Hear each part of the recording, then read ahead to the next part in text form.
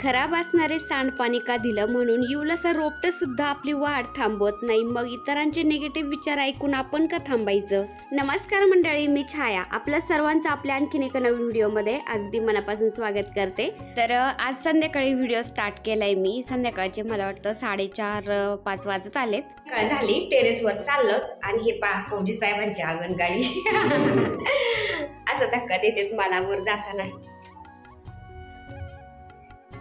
खोला खोला,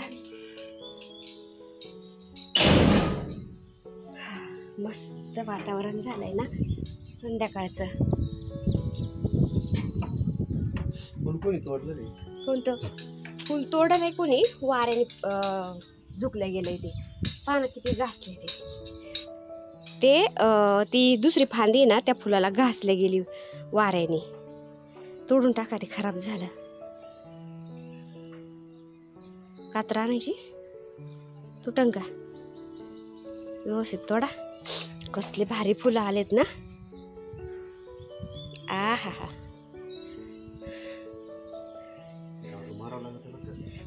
झाडू मारावं लागतं. पुन्हा कचरा झालाय. हे पा थोडी पावसाने थोडी थोडी माती झाली आणि पुन्हा कचरा झालाय. असं मेंटेन ठेवावं लागते झाड. काय म्हणले? हा नाही ना, पावसाचा चिपका झालेला आहे त्याच्यामुळे पाणी घालायची गरज नाही. ते गवती चहा कापला होता आपण, किती छान झालाय परत ना. जसून तसाच झाला परत. बापरे, मोठा झाला.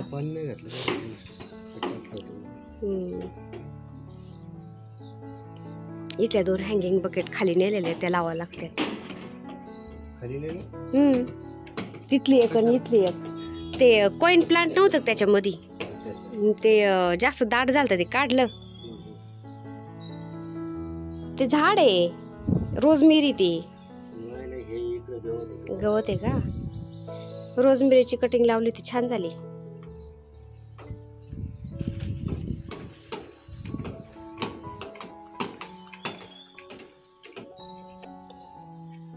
त्याशी एवढं गवत काढलं तरी गवत आहेच का? हा ना. ह्यो माठ कसला भारी झालाय हो, बघा ना. नाही का कॉइन प्लांटचा? बापरे, गच्च झालाय. तर हे पा माठ कापल्याला त्याच्यामध्ये कॉइन प्लांट लावलं होतं. कसला गच्च भरलंय हे तुम्ही बघू शकता, किती दाट झालंय हे.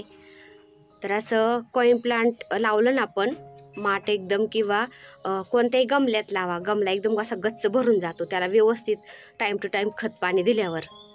हे पा माठाचं वरचं तोंड असं खाली ठेवलेलं आहे आणि अर्धा माठ असा वरती ठेवलेला आहे. हे बा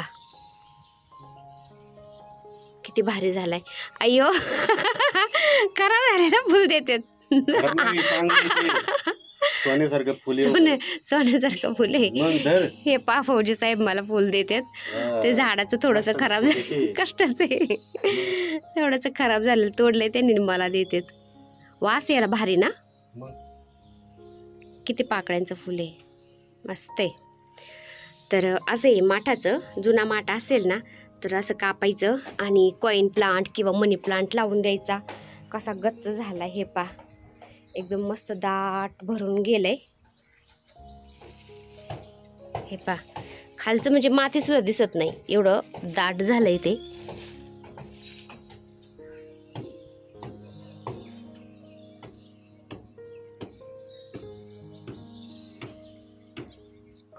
हे पा फौजी साहेब माझ्या केसात फुल लावतात गुलाबाचं.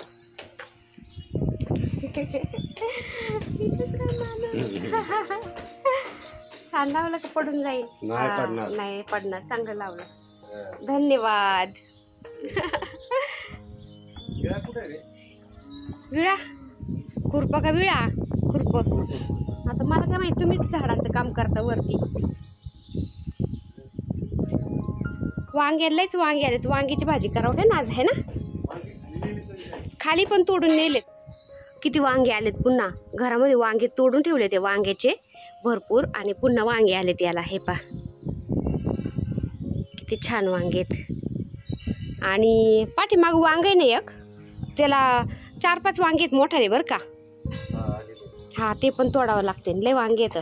भरीत पण करते आज आणि भाजी पण करते वांग्याची है ना. त्याच्यात नव्हते टाकले धनिया नाही का. तर गुलाबाच्या झाडात हे फांदी खोचून दिलेली होती मी बेलाची, ती राहू द्याव. आणि त्याच्यातून इकडं लावलंय ते झाड काढून, तर मस्त फुटले हे पा पुन्हा. तर झाड असं ट्रान्सफर केलं ना त्याचे पहिले पानं गळून जातात आणि पुन्हा नवीन फुटत आहेत. नवीन पानं फुटले त्याला पुन्हा आता बेलाला.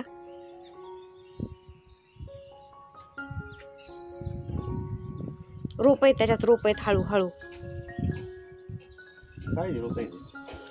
ते याचे आहेत ना आबोलीचे, दुसऱ्याचे. हा आबोलीचे रोप आहेत, दुसऱ्याच्यात लावा येतो ना. आबोलीचे फुलं कुठं मिळतं का आजकाल.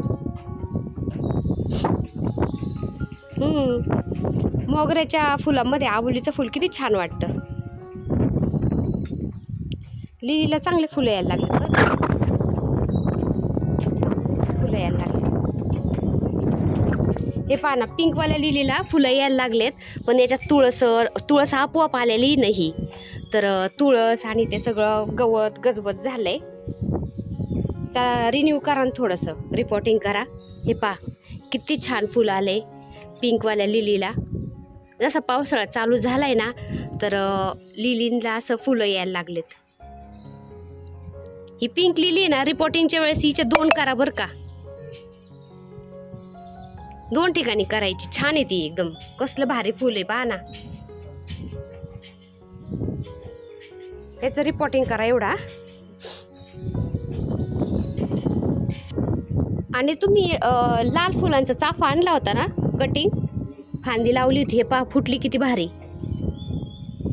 तर फौजी साहेबांनी चाफ्याच्या लाल फुलाचं कटिंग आणली होती, लाल फुलाची कटिंग. तर ती पण मस्त रोपले गेली. हे पहा किती छान पानं आले त्याला. चाफ्याची अशी कटिंग लावली तरी येते बरं का.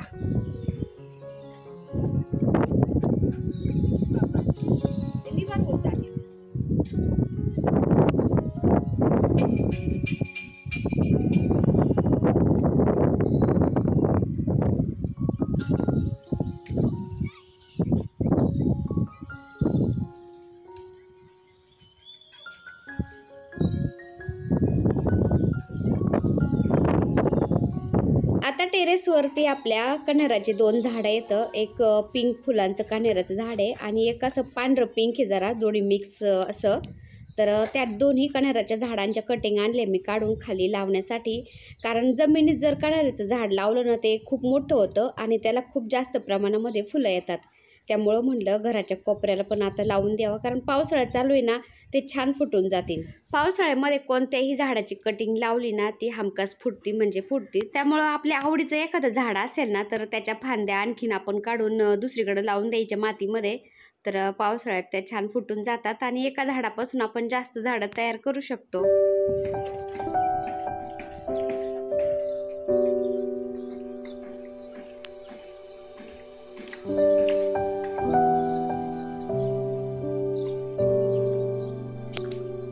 आता घराच्या दोन्ही बाजूला मी झाडाच्या कटिंग लावल्या आणि इथं लाईटीचा पोल आहे ना समोर, तर पोल जवळ पण एक लावून द्यावं म्हणलं. तर फौजी साहेबांनी मी निघलो बाहेर फिरायला आता संध्याकाळच्या वातावरणामध्ये. मला वाटतं 5-5:30 वाजले असतील का. 5-5:30 वाजलेत. फौजी साहेब 6 वाजले. 6 वाजत आलेत बघा, तरी पण सूर्य किती वरती आहे. फौजी साहेब म्हणले आपण थोडंसं फिरून येऊ. छान वाटतं संध्याकाळचं थोडंसं मोकळ्या वातावरणात फिरायला. फौजी साहेब तर सकाळी मस्त फिरते. 4-5 किलोमीटर चालायला जातात फौजी साहेब. जास्त होतंय म्हणतात. आणि मी सागर जातो जिमला. ते म्हणतात मी नाही येत जिमला. ते आपलं फिरतात. पण संध्याकाळचं तरी पण दोघं संगत फिरायला आलो ना, भारी वाटतं आहे ना.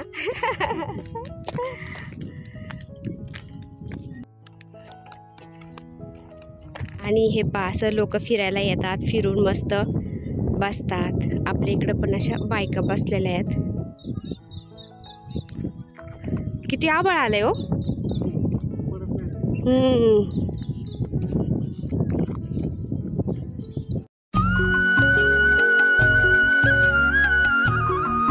हे दुसऱ्या दिवशी सकाळी मी शूट करते, म्हणजे आज सकाळी.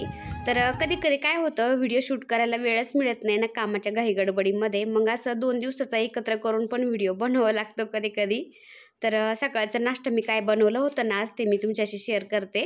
तर बेसन पीठ घेतलं मी, त्याच्यामध्ये चवीनुसार मीठ घातलं, थोडीशी हळद, चवीनुसार आपलं कसं ते तिखट लागतंय ना त्यानुसार मी लाल तिखट घेतले आणि धनिया पावडर घातली थोडीशी, गरम मसाला घातलाय थोडा आणि पाणी घालून मिक्सरने थोडंसं हलवून घेते, म्हणजे बेसन पिठाच्या सगळ्या गुठळ्या मोडल्या जातील. आणि बेसन पिठाच्या सगळ्या गुठळ्या मोडून झाल्या की त्याच्यामध्ये एक टोमॅटो बारीक कापून घातले, एक कांदा बारीक कापून घातलाय आणि कोथिंबीर घातली. तर हवं तर आपण याच्यामध्ये अजून पण भाज्या ॲड करायच्या असतील तर भाज्या अजून घालू शकतो आणि थोडंसं मिक्स करून घ्यायचं आणि थोडंसं पाणी घालायचं, अजून थोडंसं घट्ट वाटतंय मला. आता याच्यामध्ये थोडंसं पाणी घातलं मी आणि मिक्स करून घेतलं. तवा घेतलाय, तव्याला थोडंसं तेल लावलंय, जास्त तेल पण नाही घ्यायचं. एकदा तेल लावलं की तव्याला परत तेल लावायची गरज पण पडत नाही. तर तव्याला थोडंसं असं तेल लावून घेतलं, त्यानंतर सगळं आपण मिक्स करून घेतलंय ना भाज्या, त्यानंतर बेसन पीठ, हे सगळं थोडंसं पातळसर असं पसरून घ्यायचं. आणि हे पहा लगेच किती मस्त उलटल्या जाते आपली बेसन पिठाची पोळी. तर एकदम प्रोटीनयुक्त बेसन पिठाची पोळी आपण असं नाश्त्यासाठी करू शकतो. डाळींच्यामध्ये जास्त प्रमाणामध्ये प्रोटीन असतं ना, तर आपण असं मुगाची डाळ, हरभऱ्याची डाळीपासून सुद्धा असे डोसे किंवा बेसन पिठाची पोळी अशी बनवू शकतो. तर किती छान अशी बेसन पिठाची पोळी झाली तुम्ही बघू शकता. नाश्त्यासाठी सगळ्यांना एक एक दोन दोन अशा दिल्या ना पोळ्या, तर नाश्ता होऊन जातो सगळ्यांचा. आणि ह्या बेसन पिठाच्या पोळीबरोबर मी काही चटणी वगैरे काहीच नाही बनवलं, कारण त्याच्यातच आपण सगळं टाकलेलं आहे ना. तर फक्त काकडी दिली मी सलाद म्हणून खाण्यासाठी त्याच्याबरोबर. तर सगळ्यांना 2-2 बेसन पिठाच्या पोळ्या आणि एक एक केळी दिली, तर फुल सगळ्यांचा नाश्ता होऊन जातो मग. तर सागरने नाश्ता घेतलाय, फौजी साहेबांना पण दिला आणि आकाश नंबर लावून बसलाय आता बेसन पिठाच्या पोळीसाठी. आता म्हणला मला दे. तर मला असं जिमवरून येऊपर्यंत नाश्त्याची वाट पाहत सगळे बसत आहेत. मी आले की मला लगेच नाश्त्यासाठी धुरावं लागतं. तर जिमला जायच्या आधीच मला विचार करून ठेवावा लागतो की आज नाश्त्यासाठी काय बनवायचं आहे. आले आले मी लगेच नाश्ता बनवायला लागते मग. आणि त्यानंतर बनवते मी एकदम हेल्दी बनाना मिल्कशेक. तर किराणा काय अजून भरला नाही, महिना होत आलाय. किराणा संपत आलेला आहे, त्यामुळं ड्रायफ्रूट पण संपत आलेले आहेत. जेवढं माझ्याकडे अवेलेबल आहेत तेवढेच मी ड्रायफ्रूट घेते आता. तर काजू नाही राहिलेले, बदाम आहेत, तर बदाम घेतलेत मी. आणि मी सोप बनवण्यासाठी हे वॉटरमेलन सीड्स, पंपकिन सीड्स आणलेले आहेत ना, तर तेच थोडे थोडे याच्यातमध्ये घेतलेत मी आता.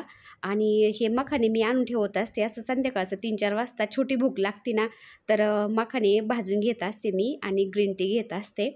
तर ते मखाने थोडे भाजून घेतलेत आता याच्यामध्ये घालण्यासाठी. पंपकिन सीड्स, त्यानंतर वॉटरमेलन सीड, थोडे बदाम, मखाने आणि चिया सीड्स घेतलेत मी, म्हणजे आपलं जे सब्जा असतो ना तोच प्रकारे. तर ते नंतर घालायचे. तर हे सगळे मी ड्रायफ्रूट घेतलेत ना, ते मिक्सरला एकदम पावडर बनवून घेतले, तुम्ही बघू शकता. तर ते बारीक झालं, आधीच ते बारीक करून घ्यायचं.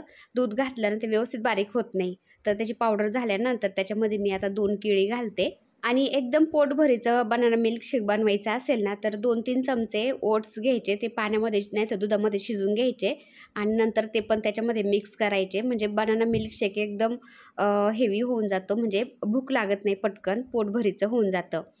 तर आता केळी घातल्यानंतर थोडंसं दूध घातलं मी आणि ते मिक्सरला फिरून घेतले. फिरून घेतल्यानंतर जे ओट्स मी शिजवून घेतले होते ना पाण्यामध्ये 2-3 चमचे, ते थंड झालं होतं.